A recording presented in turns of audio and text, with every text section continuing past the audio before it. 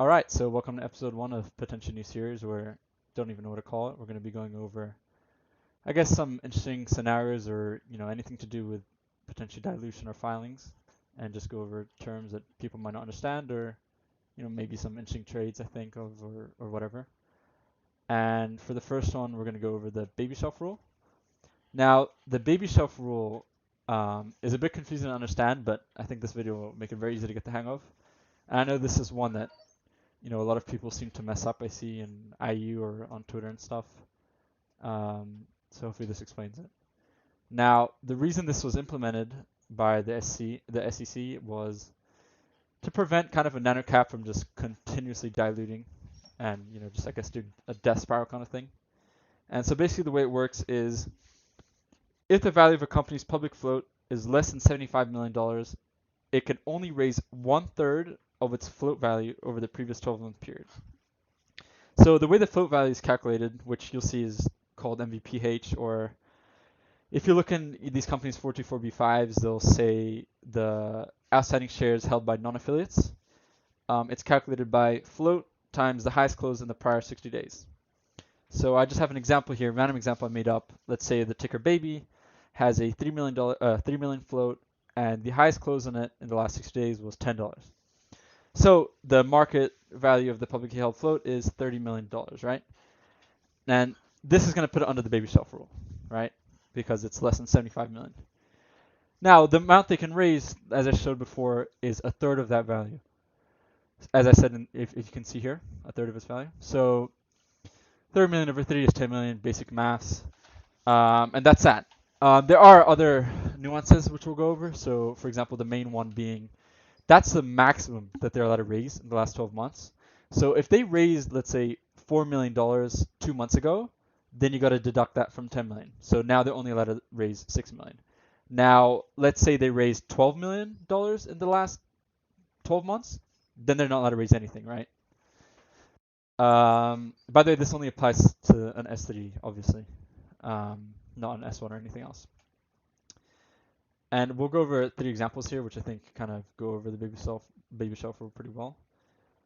First off, I'll say that a company will only go under the baby shelf after they file their 10K. So you'll see this. I wrote CYTO, but it should be CFRX. So we'll go through that as the first example. So for example, CFRX, they did a reverse split.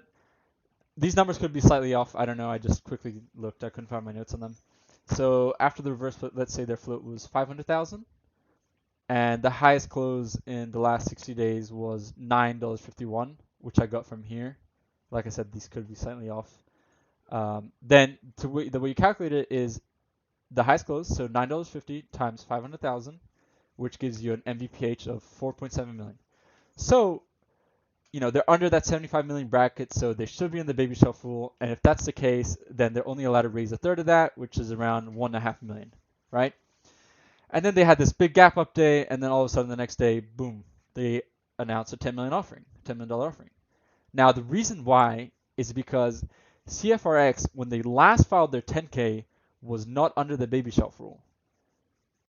So they'll only be put under the baby shelf rule when they file their next 10K. So this could be something interesting, next year, before companies file their 20Fs or 10Ks, in this kind of time period. You start seeing little pumps. You might want to check, are they under baby shelf or not? Because they might be trying to abuse this right before they go under baby shelf, right? And obviously they filed their 10K, I think March 31st, so on the deadline, and yeah, now they're under the baby shelf rule. So that was them kind of abusing the system, I would say. And I think this is a great example of one where people didn't think they could raise that much, but they actually could. All right, next example we'll go is MSGM. Actually, we'll do GFAI first because it's a bit simpler. So GFAI on this run up, they had a 1.3 million float, and the highest close was 26. Okay, it was actually a bit higher. I went off this close, but let's just say it was 26 just for sakes of the video. So let's say then their MVPH is 34 million. They're allowed to raise 1/3 of that, which is 11 million. It's obviously a little bit more because that closes a bit higher, but I got it wrong. And then, they announced an offering, $8 million for 1.7 million shares. Now, what happens is the float becomes 3 million. So the MVPH changes, right? Because you have the new float times the highest close in the last 60 days.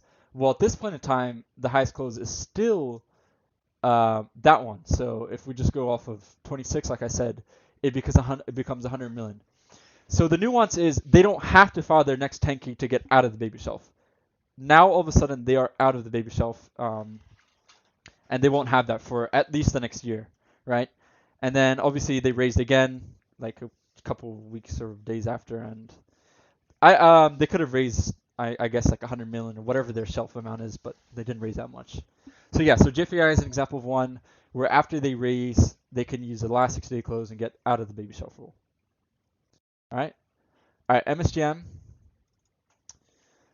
So this is one you might remember where there was a big move, and then they raise and raise and raise again. So initially before this move, the float value was 652,000. So actually a good way if you want to look back and see what the float was, you can look at one of their offerings, and usually in the 424B5, I'm gonna pull it up. Gotta find it first.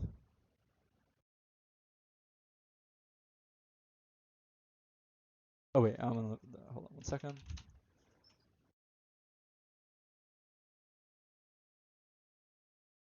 Okay, so usually in the 424B5, is it this one? I think it might be this one. They'll announce what their float is. So if you want to look back, you can kind of figure it out. GFAI did. I don't know if they all do, but I know like GFAI and this one at least they did. So 652,000, and they tell you what the MVPH was at the close, right? So like I said, the float was 652,000. So before it was $4.5 million, they could raise 1.5, blah blah blah. Then they had this move, and as of that close, as soon as it closes, they're allowed to use a new close. So after 4 p.m. on that day, now their MVPH became 650K times 21, 13.9. They could raise 4.6 million. All right. Then the next morning, they announced an offering, and as you can see, they did that right because they raised $4 million, and that's kind of, and they say it right here, 13.9 is their MVPH, and they can raise a third of that, right? So after that happens, the float then increases to 835,000. And I guess from right then and there, if they wanted to raise again, they could. But in this case, let's say after that close, then you get a closing price of 37, and all of a sudden the MVPH now becomes 30.8 million, right? So a lot more than what it was the day before, because they can use your new flow and they got a better close. If they didn't get a better close, the MVPH would still go up because they could still use that same prior day's price, but with the new float. And they can raise a third of that, right? Which is 10 million. And obviously they can only raise, like I mentioned, that amount minus, sorry, that's the max they can raise, right, over the last 12 months. So then you take away the $3.9 million offering, which leaves you to 6.3. So that's how much they're allowed to raise. Then the next morning they raised again, and same process as before, but now you get the new MVPH and you reduce both those offerings, and they could raise now 4.7 million. So then what they do the next day, they raise again. So this is a good example of a company which raises, and because they raise, they can use like GFAI the same stock price, and the MVPH goes up, and they can raise again. And that said, I guess if they wanted to kill the stock but get out of baby shelf, they could have just priced it terribly, say $10 for like, I don't know, 3 million shares, 2 million shares, and they would have gotten away from the baby shelf. But that's kind of it. I think I got most of it right. Let me know if you have any questions in the comments, I guess. Thanks.